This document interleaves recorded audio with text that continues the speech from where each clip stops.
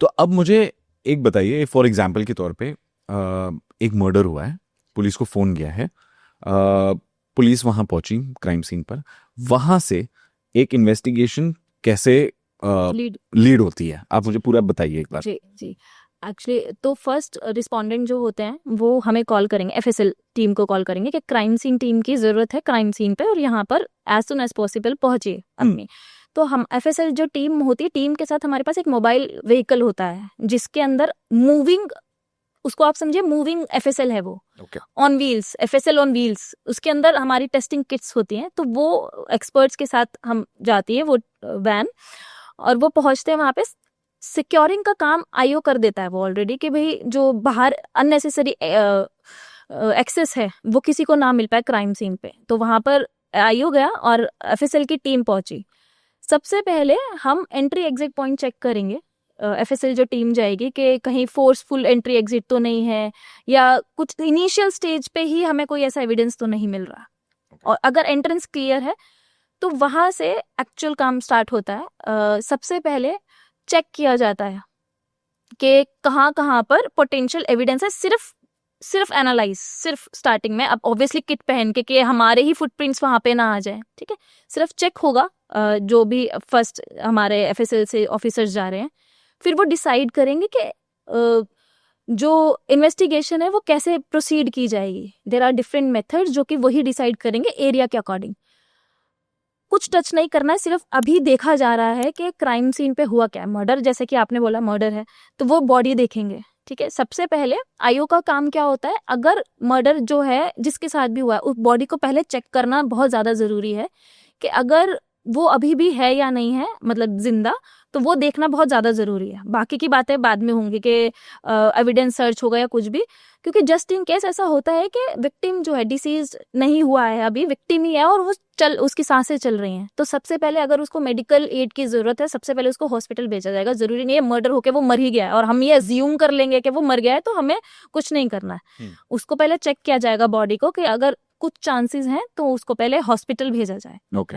फिर एक बार एक्सपर्ट ने देखा कि क्या है क्राइम सीन, एरिया कितना है, उसके अकॉर्डिंग सर्च कैसे करनी है। कुछ भी टच करने से पहले क्राइम सीन की फोटोग्राफ्स ली जाती हैं। फोटोग्राफ्स का बहुत इंपॉर्टेंस है फॉरेंसिक साइंस में। पहले फोटोग्राफ्स ली जाती थी, अब तो वीडियोग्राफी भी होती है प्रॉपर। तो फोटोग्राफ्स में क्या होता है, हम हर एंगल के साथ लेते हैं फोटोग्राफ्स। ऐसा नहीं है कि हम सिर्फ रैंडम फोटोग्राफी कर रहे हैं। 3 तरीके की फोटोग्राफी ली जाती है। एक क्लोजअप ली जाती है, जैसे कि बॉडी के रिस्पेक्ट में, अगर बॉडी कहीं पर है। मिड रेंज, जिसमें कि एविडेंस टू बॉडी, हमें एक सेंटर मानना पड़ता है कि जैसे कि हम कैलकुलेट कर पाए डिस्टेंस। और ओवरऑल रूम के अकॉर्डिंग, अगर एक वॉल क्लोज स्पेस में मर्डर हुआ है तो उसका मेजर। अब ये जो फोटोग्राफ्स हैं किस चीज में रोल प्ले करेंगे, रिकंस्ट्रक्शन में भी। रिकंस्ट्रक्शन क्या होता है क्राइम सीन का, कि आज मर्डर हुआ है, अगर एक्सप्लेन करने की जरूरत पड़ी आज से 1 साल बाद, क्योंकि ऑब्वियसली फास्ट ट्रायल्स तो नहीं हो रहे हैं, हमें रिकंस्ट्रक्शन की जरूरत पड़ जाती है किसी भी टाइम पे, तो फोटोग्राफ्स और क्राइम सीन स्केच जो होता है वो भी प्रिपेयर किया जाता है। Rough sketch and final sketch. Rough sketch क्या होता है कि वो एट अ टाइम रफली विद मेजरमेंट्स ओनली रफली प्रिपेयर किया जाता है क्राइम सीन पे, ठीक है। With the help of photographs and sketch हम रिकंस्ट्रक्ट करते हैं क्राइम सीन पूरे एक्यूरेट मेजर्स के साथ। तो अब वो 2 चीजें हो गई, फोटोग्राफ्स, वीडियोग्राफी एंड स्केचेस हो गए। अभी एक्चुअल प्रोसेस, मतलब ये सब करने के बाद हमको क्राइम सीन में एंट्री करके एविडेंस कलेक्शन करना है। अब हर एविडेंस जो लग रहा है एक्सपर्ट को कि इंपॉर्टेंट है, जैसे कि इस रूम में कोई कप है, with respect to body cup है, टेबल है, रिमोट है, तो इन सब में पोटेंशियल एविडेंस है फिंगरप्रिंट हो सकता है। कोई काउच है, उस पे हेयर एविडेंस हो सकते हैं, कोई फाइबर हो सकता है। तो फाइबर की हम क्लोजअप फोटोग्राफ्स ले लेंगे। बाकी जो कप है उसको, उसका रिस्पेक्टिव मेजर विद बॉडी, कितना डिस्टेंस पे है वो कप। तो ये सब चीजों को हम फोटोग्राफ करने के बाद नंबर्स देते हैं कि हमें क्या क्या पोटेंशियल एविडेंस जो है कलेक्ट करने हैं क्राइम सीन से। तो अब हमने इसको नंबर्स दे दिए। नंबर्स देने के बाद इसका कलेक्शन होगा। अब कलेक्शन कैसे होता है, जैसे कि फॉर इंस्टेंस ब्लड है, ब्लड हम एविडेंस टाइप की वजह से अलग तरीके से कलेक्ट करते हैं। अब जैसे ये कप है, कप जो है वो अलग तरीके से पैक होगा, ब्लड अलग तरीके से पैक होगा, हेयर फाइबर अलग तरीके से पैक होगा। हर एक एविडेंस का अपना एक कलेक्शन प्रोसीजर होता है कि ऐसा नहीं है कि मुझे फॉर इंस्टेंस एक डिजिटल एविडेंस मिला है तो वो मैं एक वुडन बॉक्स में पैक करके नहीं भेज सकती, मुझे उसके लिए प्रॉपर पैकेजिंग अलग तरीके से करनी है। वैसे ही जैसे मैं ब्लड अगर कलेक्ट करूंगी तो मैं वो ग्लास वाइल्स में करती हूँ जिससे कि वो डिकम्पोज ना हो जाए, जिससे कि जो मेरा एविडेंस है वो डिस्ट्रॉय ना हो जाए।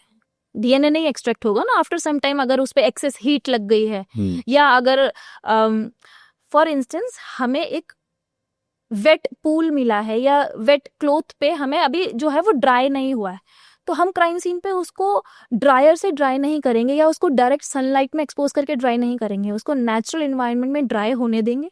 जब वो सूख जाएगा अपने आप नेचुरली तब उसको हम कलेक्ट करेंगे। ये ड्राई स्टेन्स की हम बात कर रहे हैं, ओके ठीक है, कट करके।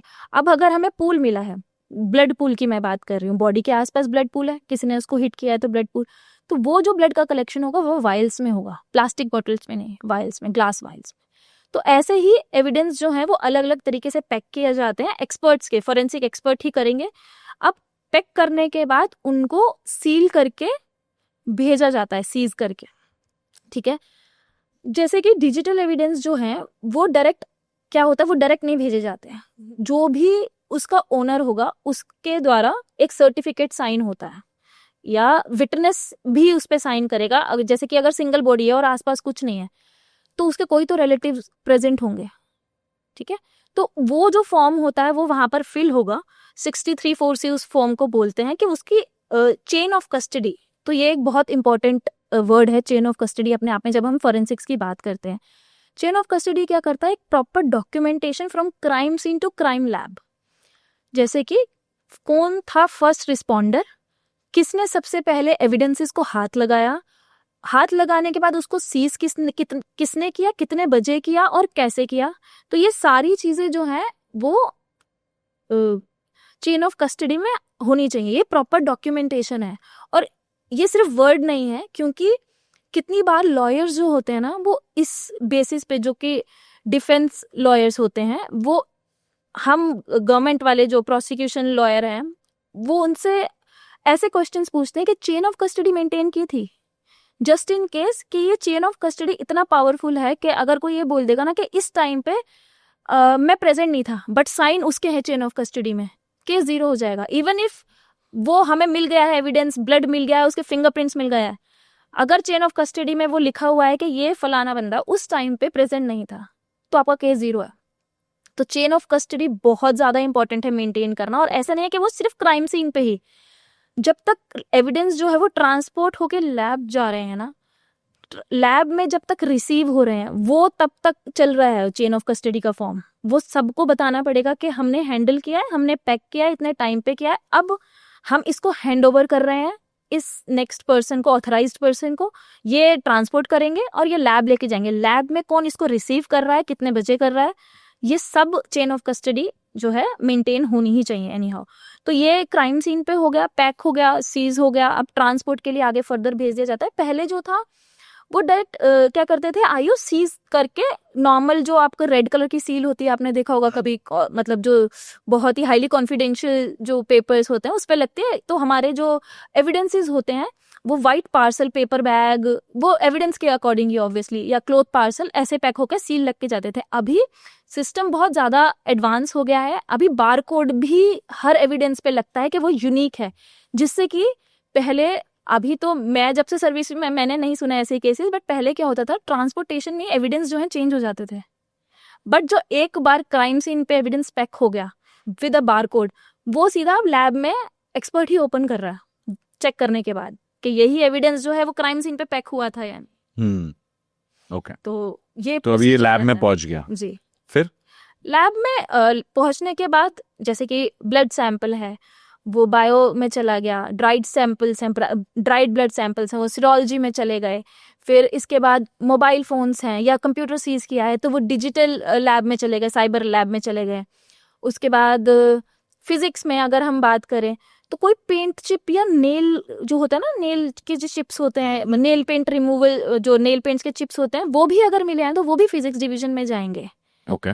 कि वो भी हमारा एक बहुत पोटेंशियल एविडेंस है। तो अकॉर्डिंग टू एविडेंस हम जो भी आईओ फॉरवर्ड करवाते हैं, एक्सपर्ट का काम तो वहां पर जाके सीज करना है कि भाई सिस्टमेटिकली वहां से हमें एविडेंस मिल जाए और उसके बाद वो प्रॉपर तरीके से सीज होके लैब पहुंच जाए, जिससे कि कॉन्टामिनेशन के चांसेस जो है वो बहुत ज्यादा कम हो जाए और निल हो, कि एटलीस्ट, क्योंकि ग्राउंड लेवल पे ही एविडेंस पैक नहीं होगा ना सही से, तो वो कितना भी अच्छा सॉफ्टवेयर आपके पास हो, कितनी भी अच्छी एडवांस टेक्निक्स हो लैब में, अगर वो पैकिंग में ही मतलब पैकिंग से पहले ही कॉन्टामिनेशन हो गया एविडेंस में, तो वो किसी काम का है नहीं। ओके।